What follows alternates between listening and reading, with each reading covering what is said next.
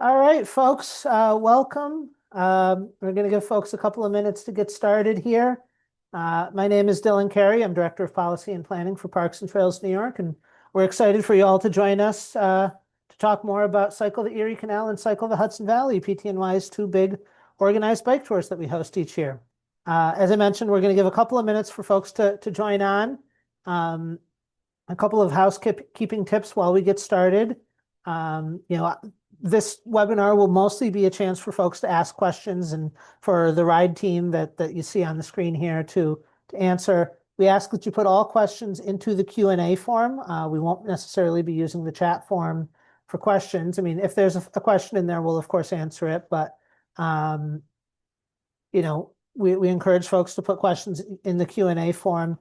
We will be sharing out some links into the chat form. If there's some materials, but most of the information that you'll look to find about these rides will be available on our website at ptny.org. I'm going to give another minute or two to get started, and yeah, we'll get rolling.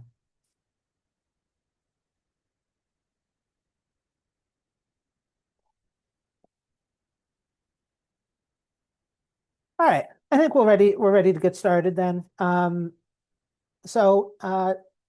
Just a quick introduction of who the tours team is that you'll be hearing from today and that you'll see on these rides over the summer. I've got myself, I'm Dylan Carey, I'm Director of Policy and Planning for Parks and Trails New York.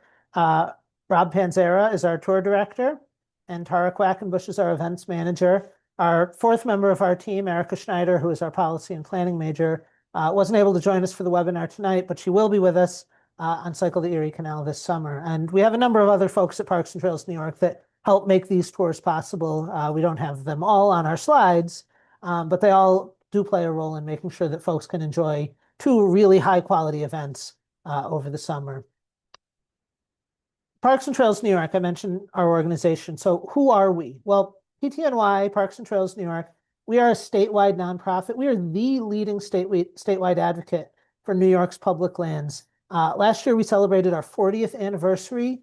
And over those 40 years, now in our 41st year, we've done advocacy, technical assistance, planning work, and other promotion around our state's network of parks, trails, and open spaces, including hosting these two major rides, Cycle the Erie Canal and Cycle the Hudson Valley. So what are we going to cover on our agenda today? So real quickly, I'm going to give an overview of PTNY's two major bike tours, but most of the time it's going to be a chance for us to have a conversation with you, to have questions that folks may have about our tours, answered qualms, concerns they may have, anything that's on their mind. We're here as sort of almost like an office hours setting to answer your questions and to talk more about what makes these two events possible.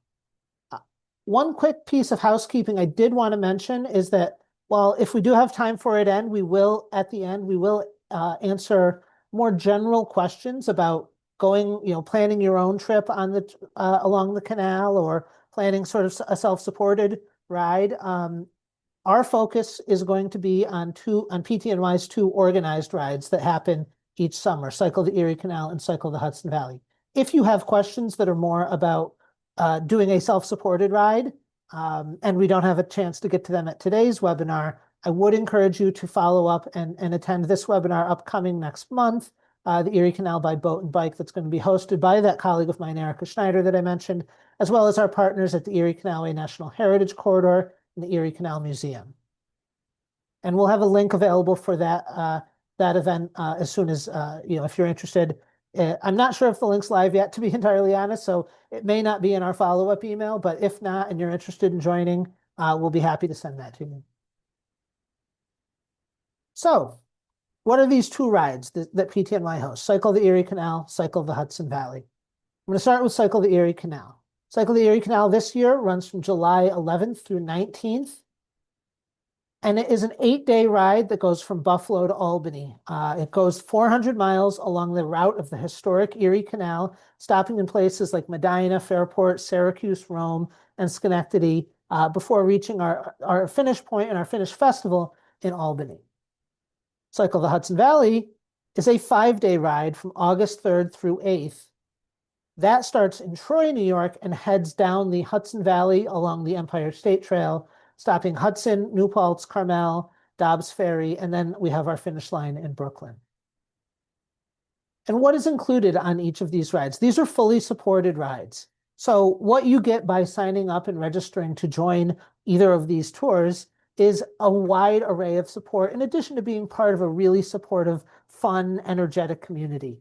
You get mechanical support. We've got SAG, which is support and gear, both vehicles that go along with the tour, but also SAG cycling support if you have any kind of issue along the trail.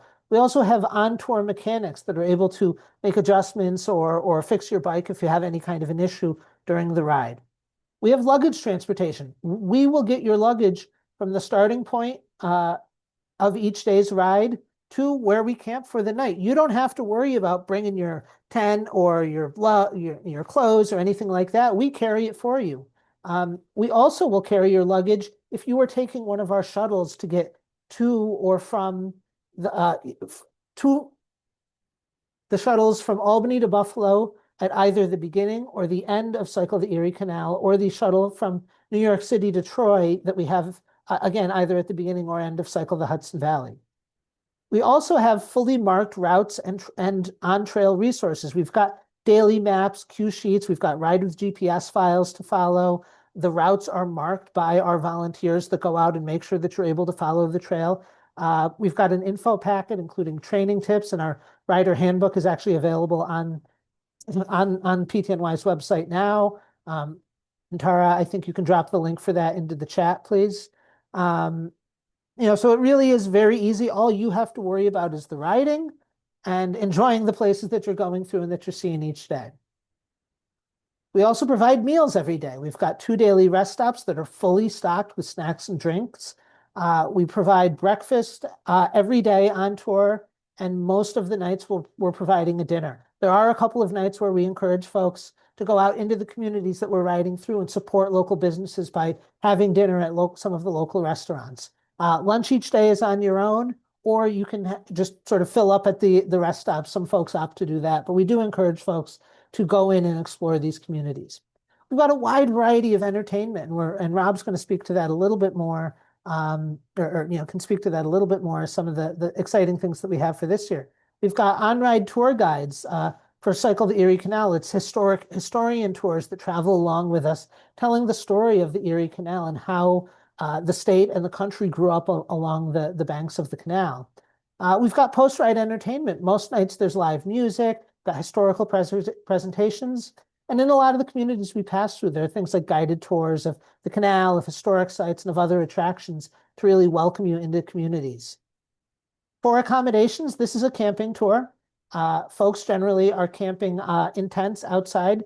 We do have a tent concierge service that I'll mention on the next slide. And we do have indoor camping at most sites. I'm not sure it's 100% confirmed for Cycle the Hudson Valley if we will have camping at every site, but we do have camping at every site on Cycle the Erie Canal. We provide a shower truck and or a locker room for folks to be able to, wash off at the end of each day's ride.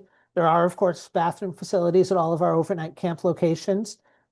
If you are riding an e-bike, we do welcome Class 1 and Class 2 e-bikes on Cycle the Erie Canal, and we welcome Class 1 e-bikes on Cycle the Hudson Valley. Charging for those e-bikes is provided at our overnight locations. There's a small registration fee for bringing an e-bike to cover the cost of that charging. And some of our overnights have pools. I know I've ridden Cycle the Erie a couple of times. I've ridden Cycle the Hudson Valley, and one of my favorite things to do after a nice warm day in the saddle is to go cool down in a nearby pool. Although the idea of going to cool down isn't.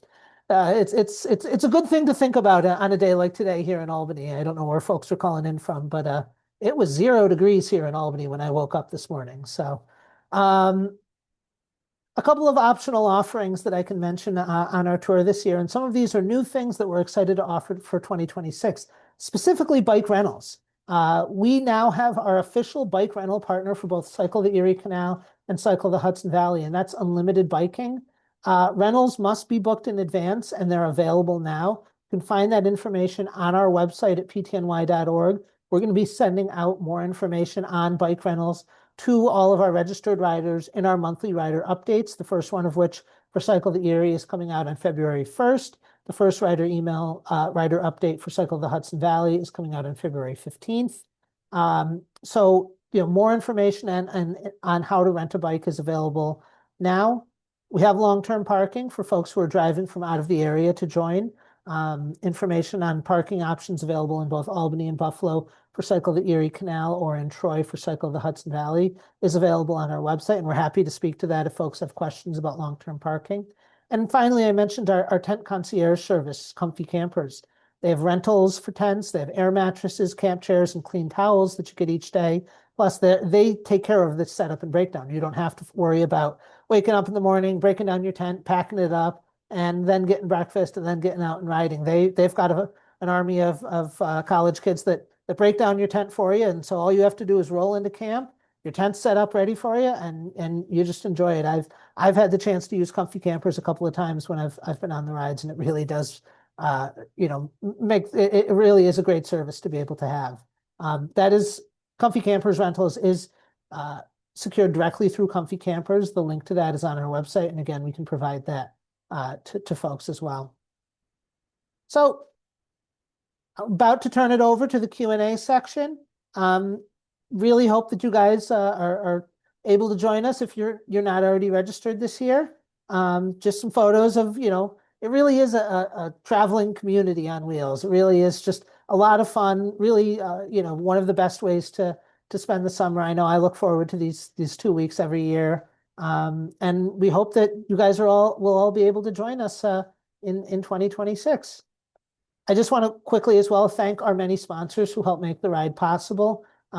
These folks really are critical to allowing us to put on these rides every year. So with that, I'm going to turn it over to Q&A. I'm going to stop sharing my screen, and yeah, we can jump right in. There's a bunch of questions that are coming in chat, but I am going to start with a couple of questions that folks had sent over, and Rob, maybe you can start with some of these. Or actually, yeah, let me have you start with this one, Rob. Can you talk about some of the things that are going to be new or different for 2026? Thanks, Dylan. Yeah, so on Erie Canal, we're working with Buffalo folks currently, and I'm actually heading up there for a meeting in March to have a bit more available on that Saturday in Buffalo. We have two great pre-rides that people do. Went out to Niagara Falls, and one of our both volunteers. The volunteer runs a ride to Niagara Falls, another volunteer, a couple volunteers run a ride into downtown Buffalo, but we're going to look to expand on some of that and dig into what you can do in Buffalo on Saturday. Exciting to announce that in Medina, for example, on Erie, there's the Triennial Art Exhibition. We're partnering with them to have some options when you get to camp to shuttle around to check out some great art. And then we're working with other partners along the way just to kind of dig more into we have a lot of canal history. If you guys remember, we've been on it before, Derek and Steph. The museum's going to come back with some folks to continue the canal history, but we're also going to dig into other history, other parts of history along the way. We're working with local communities to dig into that as well. For Hudson Valley, this year, we're looking to expand on the idea of the Hudson River School of Art. We're going to have an art historian along with us each day. And also, last year we had a lot of requests for Revolutionary War history. The Hudson Valley was really kind of the front lines of the battleground for Revolutionary War. And being that it's the 250th anniversary of the U.S., we're going to have a historian along with that as well. Along with working with towns to build out the rest stops. The cycle of the Hudson Valley is only a few years old now in its current iteration. I think it's entering its fourth or fifth year. Whereas, Erie has a much longer history, and we're working to have Hudson have that same depth as we get into these towns. All right. Thanks, Rob. We do have a question, which I think speaks to one of the other new things that we're excited to announce this year that I'm going to have Tara speak to. The mentor program. Yeah. So we had a question come in via email. How many people join these trips alone? Would I be out of place if I can't find a friend or a family member to join me? And so, Tara, can you speak to that? Yeah, you definitely wouldn't be alone or out of place. In fact, with the mentor program, which we will have linked to in our upcoming writer email, which speaks to CTech specifically, where if you are new this year, you can check that out and submit. There's a form. So essentially, you're saying, hey, I would love to have someone answer my questions, speak with me one-on-one, essentially be there, it's a buddy system. So, team up with you, be your buddy. And this also goes in the reverse, right? So folks who have been riding with us season after season, who know what to expect, know, what to offer to the person that they're mentoring. We're looking for folks too who are going to be buddied up with you. So, yeah, so there will be more about that in our upcoming writer email, and you definitely should apply for.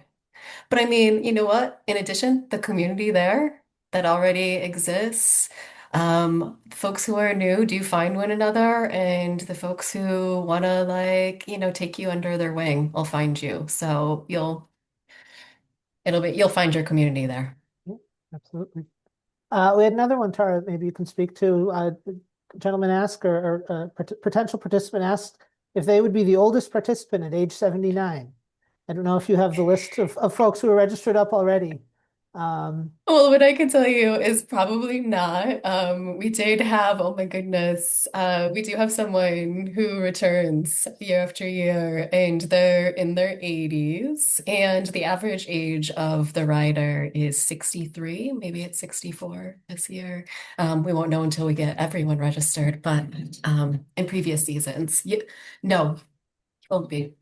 There are generations represented across generations, so from age 4 to 87. um, all right. Um, uh, Tara, maybe you can speak to this one as well. Do you have a list of recommended things to bring, or another version of this? Is there a checklist of typical items for the overnight bag and another list of items to carry on your bike? Oh, yeah. And we certainly have that. And again, in our amazing comprehensive handbook that y'all will be receiving in the beginning of February, there's a comprehensive checklist on what to bring, including everything from water bottle to,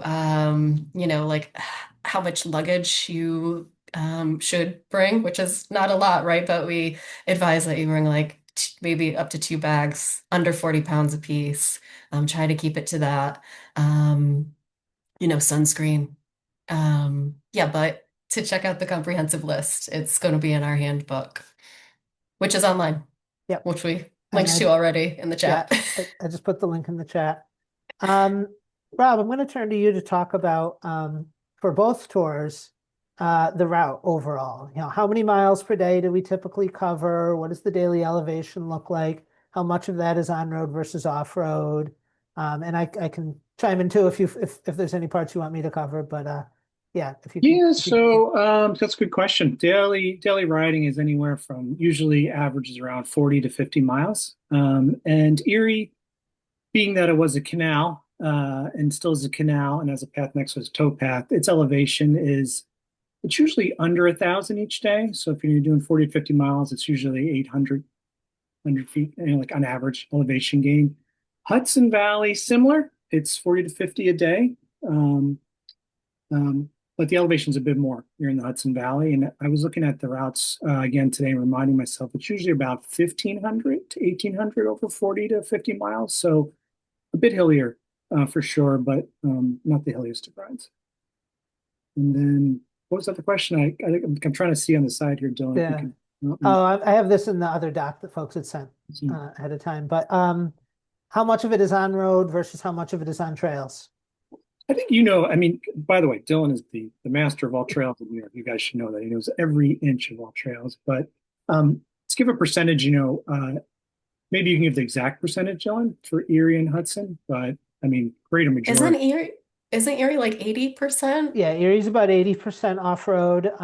The trail itself is 85%. We do have to go off-road or on-road a bit to get to our overnight locations or to get to our rest stops, as well as we go down to Seneca Falls for the one night Okay. to really explore all that Seneca Falls has to offer as a village, and that adds a little bit of on-road riding. Um, I will caution that every year in our feedback, people say, well, why do you go off-road? Why don't you just stay on the trail? If there was trail to stay on, we'd be on it. Um, Generally, the places that we have to come off the, be riding on road, it's because there's no safe off-road alternative for us to ride on. That being said, the purpose of these two rides is to support Parks and Trails New York. And we're an advocacy organization that advocates for getting more of, building out more of the state's greenway network, getting more miles of off-road greenway trail built, getting more of those sections of on-road, off-road. So if you road cycled the Erie Canal 10 years ago, come back and do it again because it's much better now. There's so many stretches that had been on road that are now off-road. And cycle the Hudson Valley. If you'd ridden our previous Hudson Valley ride that we had about 15 or 20 years ago, this is a whole different adventure. This is a whole different thing because the completion of the Empire State Trail has created so many more safe off-road places for us to ride. It really is just a wonderful experience. Um, a question I see it in the Q&A as well as a question that is in our thing. The sag wagon, if you're unable to make the route each day, um, are you able to call a sag wagon? How does that work? Rob, can you speak to that? Yeah, and that's a great question. We have a SAG team led by John Lawler for both tours, and a great group of folks in their vehicles. And you have a number on the cue sheet. John shares the number. We put it on the message info tent, the board, and you reach out to John, who's traffic control, and basically he sends one of his SAG team to come pick you up. And I shouldn't say it's not really a limo service. You shouldn't plan each day to do, I'm going to do 15 to get limoed in. It's really for if you need to be picked up and no questions asked, but if you need to be picked up because you're tired, you're hot, etc., we're happy to help you out or you have a mechanical issue. Um, Yeah, it's a great way to actually, meet can I people. speak? So go ahead. Can I add to that? I want to say that we do have training tips as well for folks. So if you're concerned, you can look to that to see how many miles or what by month you would want to aspire to do, which would prepare you appropriately for when the tour date comes. So that, like Rob said, you can lean on SAG, for the support if it's like, you're overheating, there's something else that's more a pressing concern. I want to could I add too as well. We also have bike SAG, so we have a great team on both rides of bike SAG that ride along with you each day.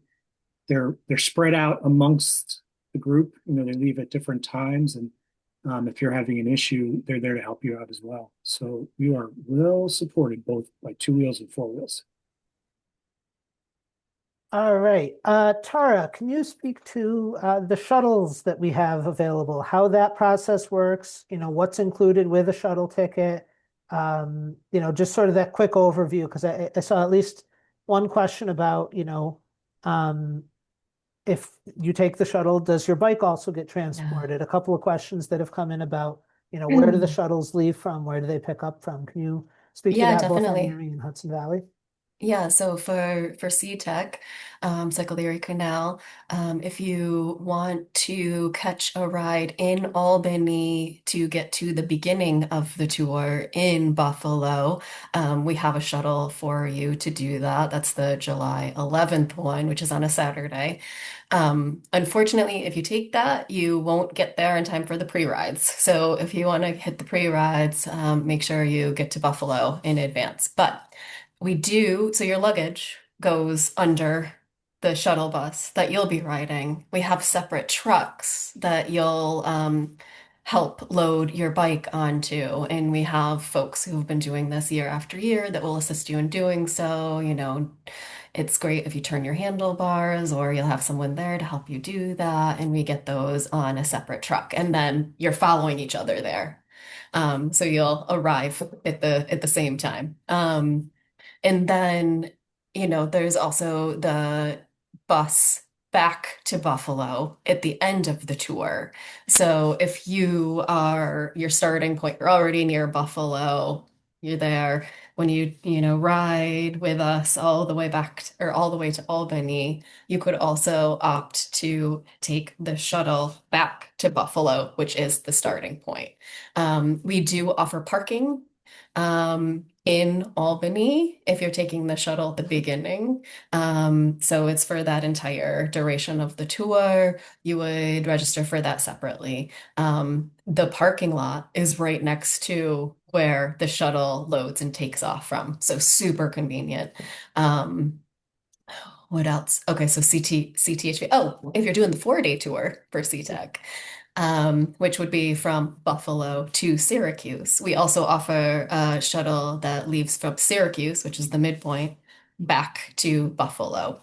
And real quick, Tara, both of those shuttles, the 4-day shuttle and then the 4-day or the 8-day shuttle at the end of the ride, they bring you back to long-term parking in Buffalo. We bring you right to where your car will be, which is not the same place as where the Nichols School where we start the ride. It's a couple of miles away.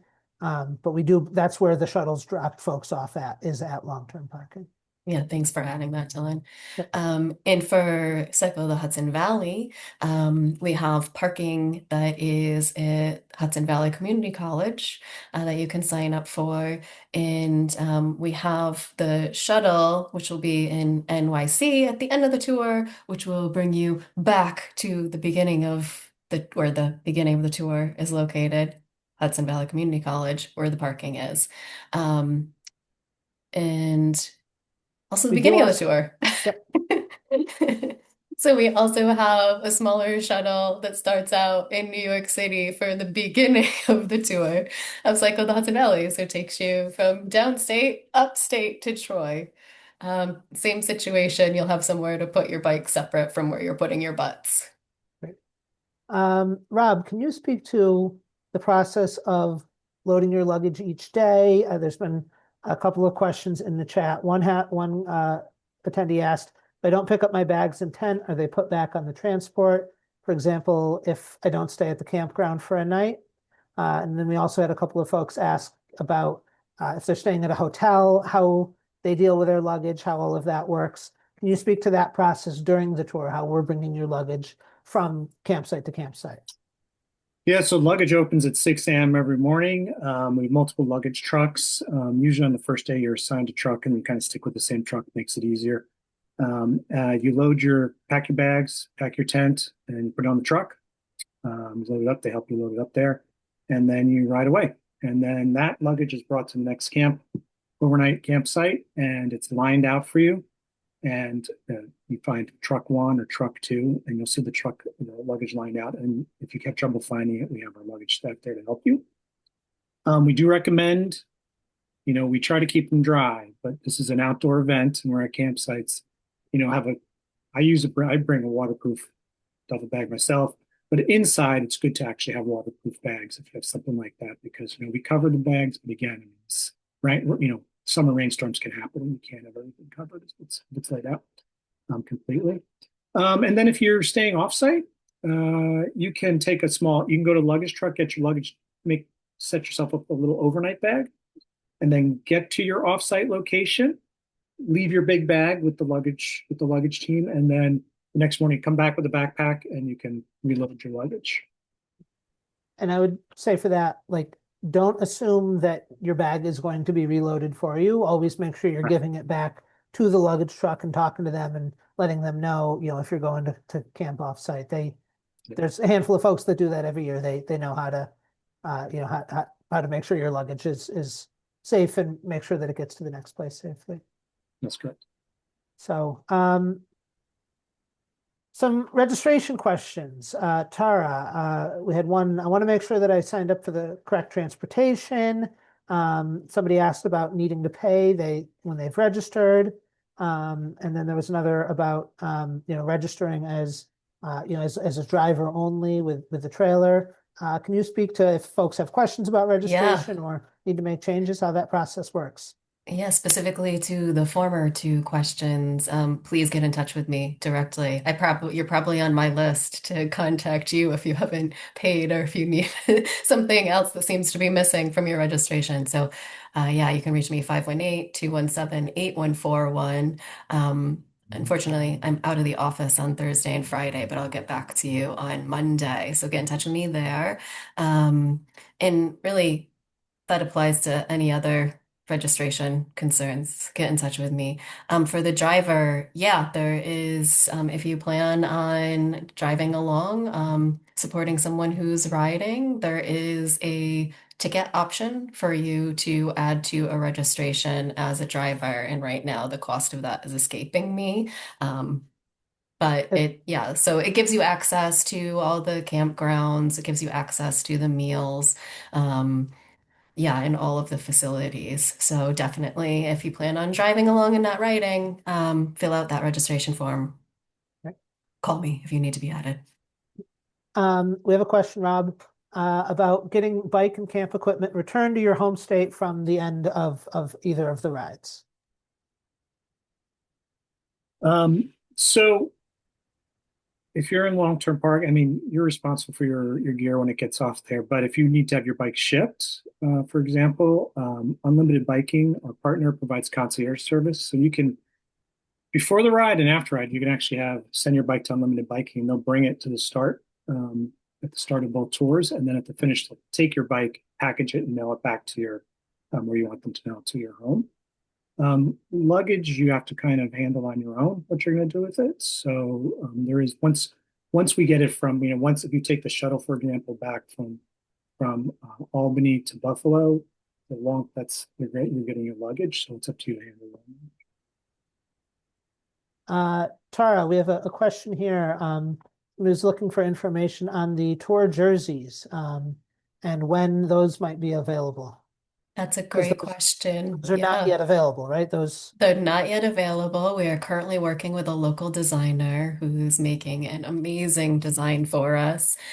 So we just recently had first look at that. So we'll be excited to release those when everything is official. Um, but we definitely hope to have those available. They will be posted on our website. Um, Dylan, what's our date? For Cycle the Erie, the jerseys will be available after February 15th. Cycle the Hudson Valley probably a few weeks after that. But we will be, if you are registered for the event, as soon as the jerseys are ready for purchase, we will be emailing you and letting you know, because as much as you want to buy one of the jerseys, I can guarantee we want to sell it to you even more. So, yeah, we And will they'll absolutely have information about those available as soon, but yeah, we'll be sending that out as soon as they're available. And Tara, can you talk about a little bit about the process of, that's a pre-order that we do, how folks Mm, get their jersey yes. once they put. Yeah. So you'll certainly be getting that information in the March Rider emails, I want to say. So C-Tech people, you'll get that the first week of March. CTHV people, you'll get that in the mid-month. But the process, it is a pre-order, right? So whatever numbers and sizes of jerseys that we receive, we put that in, and you opt. There's a link that you'll choose that as a rider, you'll opt to receive your jersey on tour. So we make those available at our merch tent. We actually put them in your packets, your rider packets, if you've pre-ordered a jersey, and you'll pick that right up at check-in. Um, so make sure you use the link that is for riders, so that you do get your jersey. And there will be a deadline for ordering, and we'll get that information out to you when we get the jerseys. So yeah. Rob, a couple of questions for you here. Are there showers available at every campsite, and how long is the line for the facilities in the morning? And maybe you can just give a sense of like what camp is like each day, like how that process works. Yeah, that's what Tara. Could you put the contact number in the chat for everyone? I think a couple of people didn't hear your phone number. You can just put it in your text. Yeah, so I'll specifically address it and talk a little more about camp. I mean, you enter camp and we have big old info tent with our great site crew that's going to guide you on where everything is. Like, where's the bathrooms? Where's the locker rooms? We have locker rooms. Where's the shower truck? Where are the porta potties? Where's where's dinner? That's a big one. If there's a happy hour, where's happy hour? And then also like where's the shuttle picking me up? Because we have shuttles every night that take you into town for the most part. And so even if you're not, even if I have dinner on site, sometimes we have shuttles that go into places. So yeah, there's showers every night, just to answer specifically. It's either we're at schools a lot, so sometimes locker rooms with showers, and then we always have a shower truck if not, and sometimes we have both depending on capacity. And then usually more often than not, brick and mortar bathrooms. Hudson Valley is one spot where I think we have more porta potties than brick and mortar, but bathrooms are there, and then we have tons of porta potties. We spread them out throughout the campsite, and the great thing is they're fresh every day, and that goes for our rest stops too. We basically get new porta potties every day, so it's not these same porta potties that are following us with new ones each day. And then yeah, the rest of it we always have. I could say camp life. We usually have live music or some kind of entertainment, and that's usually in a central location. We eat in dining halls, and if the dining halls can't accommodate us, we get those big wedding catering tents, places to charge your phone. We have these big charging stations throughout the camp where you can charge your phone and your other electronics, your bike computer. Yeah, it's pretty well appointed, you're pretty well taken care of, and usually places inside too to cool down. I know if you were in Erie last year, it was pretty hot. And I should say something new for this year, we're going to work pretty hard to have more ice available at rest stops. Ice you can put in your bottles, ice you can put on your neck. And then at the finish too, besides having cold drinks, which we have, ice just to put in your bottles. And I'm also looking to get some misting tents as well at these locations to kind of cool you off. So one question that I think we already covered, but I'll just sort of put a line under. If you do take the shuttle, yes, we do also transport your bike. When you're purchasing a ticket for the shuttle, you're not just purchasing yourself on the shuttle, you're purchasing yourself, your luggage, and we will bring your bike from place to place. Rob, I know there were a couple of folks that have hopped on later or that maybe missed it. Just can we talk a little bit more about and maybe this is some combination of you and me about the route breakdown for Cycle the Hudson Valley? What is the estimated elevation each day? What is the route mileage? And just, is the sort of arrangement of how Hudson Valley works basically the same as Erie or how does that work? Yeah, so the average miles each day is like 40 to 50 miles on average for both tours, I'd say. And then for Erie, the elevation, since it's a canal, it's a bit flatter, it's a towpath. And I was looking, it's about 800 or so to 1,000 elevation gain over those 40 to 50 miles each day. Hudson Valley, being in the Hudson Valley, is a bit hillier. And that's 1,500 to 1,800, I would say, each day on 40 to 50. So a bit hillier, but not overall, I would say, a hilly ride. And the doors are different lengths, actually. I didn't think I said this before. One's an 8-day, Cycle the Erie Canal, 8-day, or you could have a 4-day option of Syracuse. Cycle the Hudson Valley in total is 5 days. In previous iterations, it was 8 days, but because it was only 250 miles in length, we'd have these days where you'd kind of do loops out of camp. And so we decided just to kind of make it a little bit more accessible to those that can't take a full 8 days plus travel off. You can do a 5-day, and you kind of capture back a weekend. So it's a week and a Saturday of a weekend, and then basically you're riding 40 to 50 each day, moving from Troy down to New York. One note I will make. No, I forgot that note. Sorry, it'll come back. So maybe Tara and Robert, I think maybe both of you can speak to, a couple of folks have asked questions about if they are going to have a driver accompaniment or bringing a camper van, parking a trailer each night. Like, is that something that we can accommodate? How does that work? So if you can just sort of speak to that. Want me to take it, Tara? Yeah, okay. Yeah, so we really are a rolling circus. We have 5 luggage trucks, we have admin trucks, we have rest stop trucks, plus SAG vehicles. So we find locations that have parking. So if you're bringing an RV, we'll have a spot for you. Prepare to dry camp, though. I mean, these are not places that have electric, water, and sewer, so you got to be prepared to dry camp. And along the way, if you need to and to the sewer. There's, obviously campsites you can dip into along the way if you're driving. And then if you have a trailer, that's possible too. Some spots are tighter than others, but like I say, we are a moving circus, and there should be room to accommodate you. A couple of places we might have overflow, and if it's an overflow, it's across the street or a short walk to an overflow place. The only place I would say it's a bit tricky, honestly, is Hudson Valley going to Brooklyn.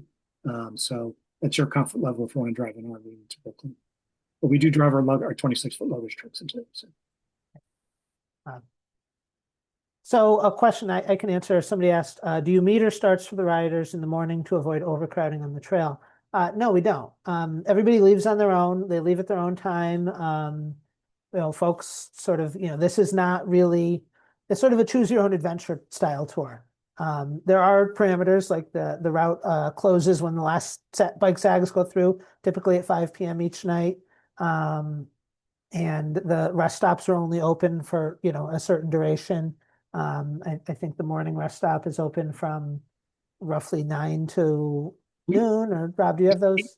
8 to 11 for AM and 11 to 2 for the afternoon, but we never leave anybody. Yeah.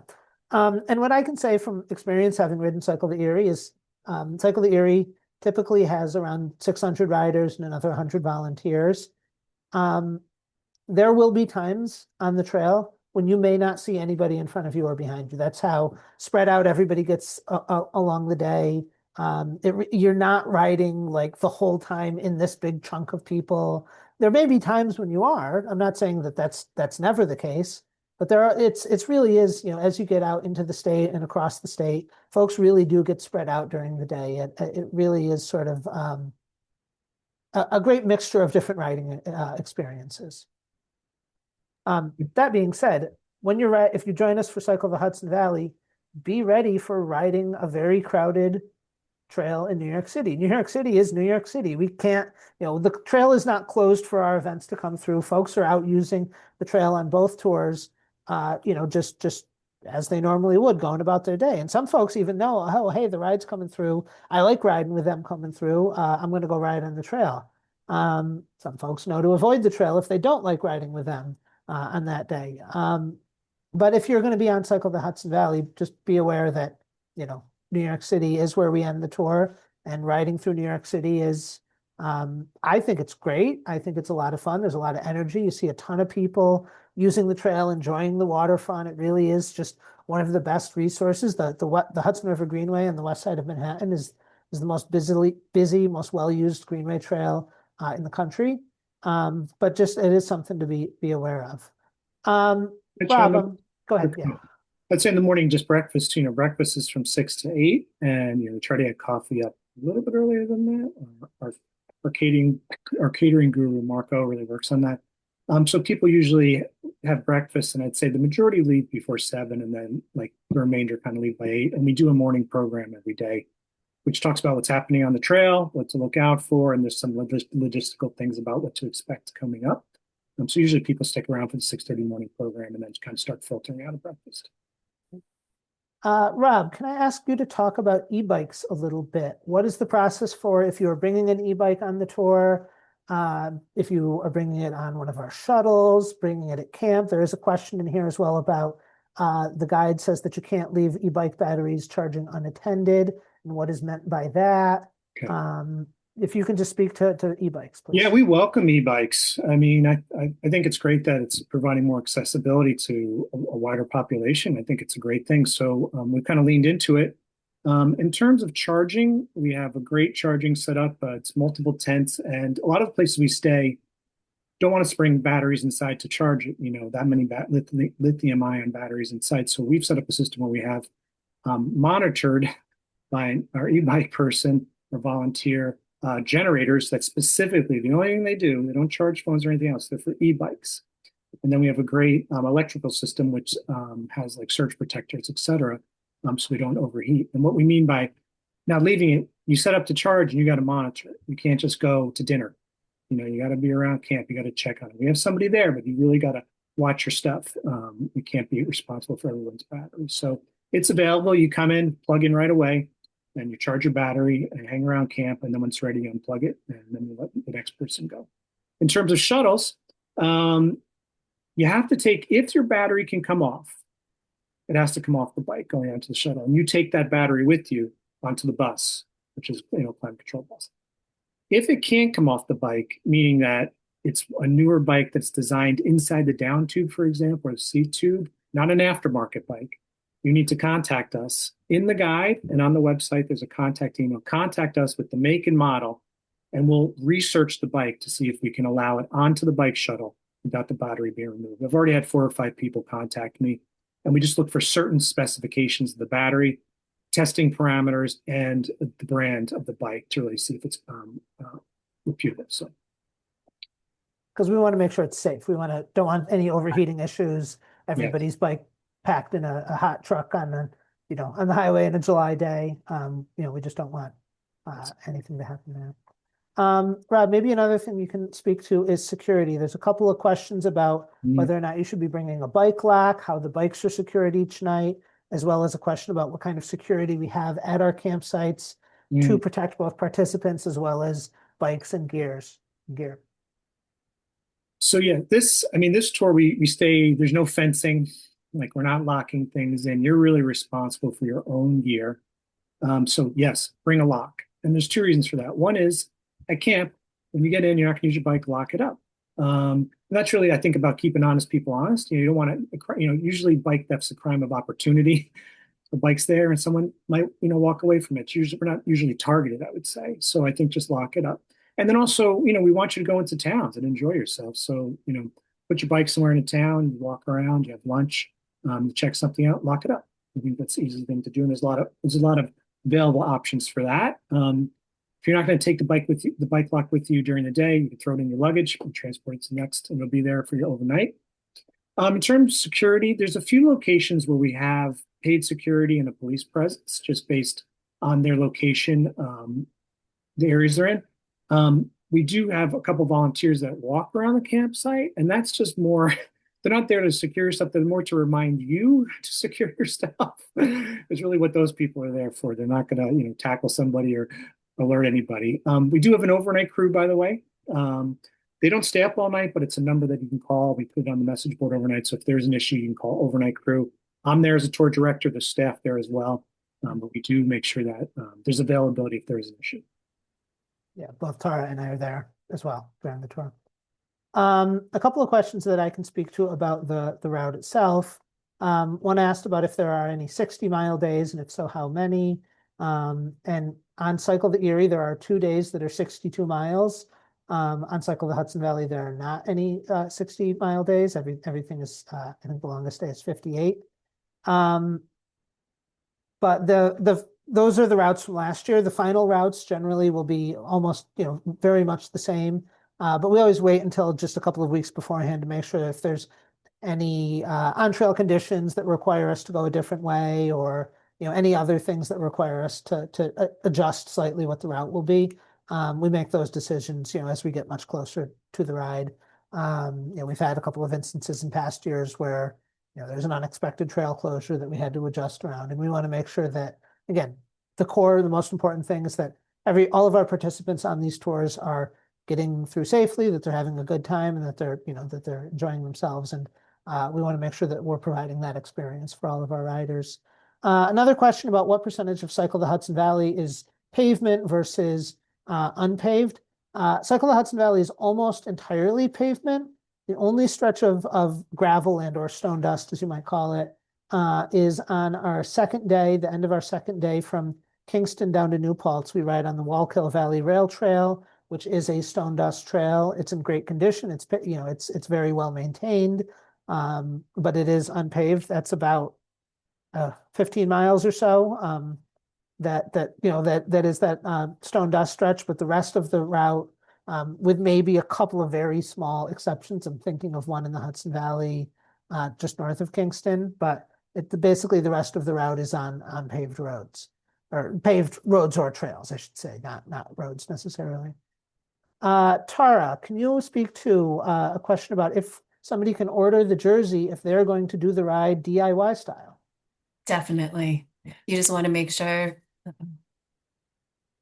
Yeah. Sorry, I paused there.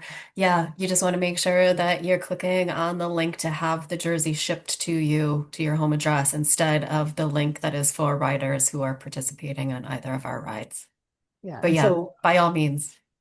that jersey, as well as a array of other PTNY merchandise offering, including the this Ostroy Resort shirt that I'm wearing here, and we've got cycling caps. We're going to have brand new T-shirts available this year for PTNY. We have two cycling guidebooks that a number of folks have asked questions about planning a self-supported tour.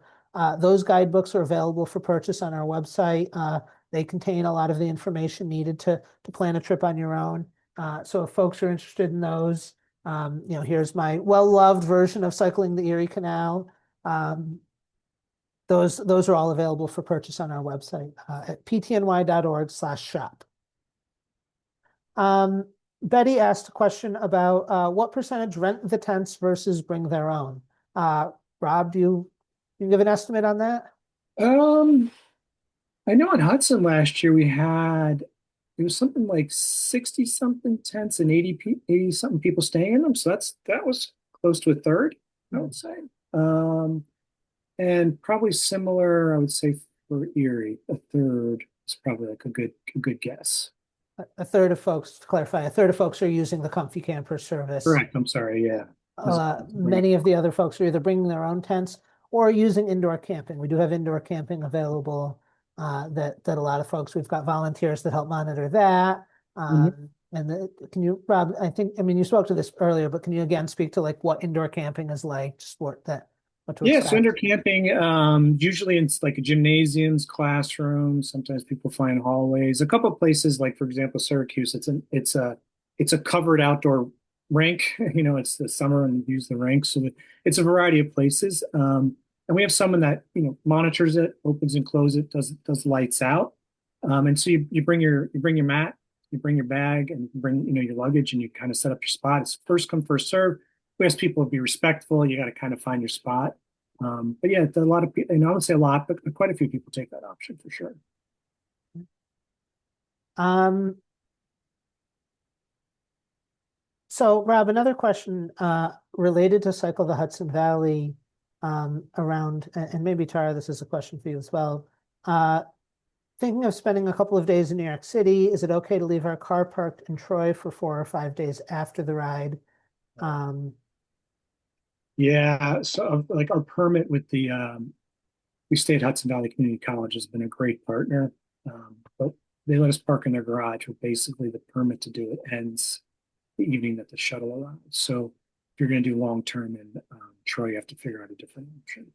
yeah, but we're happy to work with you on that and see Yeah, what I we mean can that's not a separately. non-starter, I would say. Just kind of work with us. We'll try to figure this out, but it's not. You can't do it at the school. So, Um, So Tara, I just sent you a message that another question we'd gotten submitted is around the check-in day zero, as we call it, at Nichols School. And I think this would probably also apply to Cycle the Hudson Valley, but I'll ask specifically for Nichols School for Cycle the Erie Canal. What time does check-in start? How does, where do I park my car? Is that a tent campsite at Nichols for that night? Basically, how does the ride start? How does that all work? Yeah, so I mean, I guess the camp itself for check-in, we try to wait for the shuttle coming in from Albany to arrive before we open up check-in. And I think that's usually around 2 o'clock in the afternoon. Um, so if we're talking like registration packet check-in, yeah. And then the parking is at Buffalo State. We have temporary parking, which is actually at the Nichols School, but you need to move your car to the full week parking by the morning the next day before we leave to go to the next site.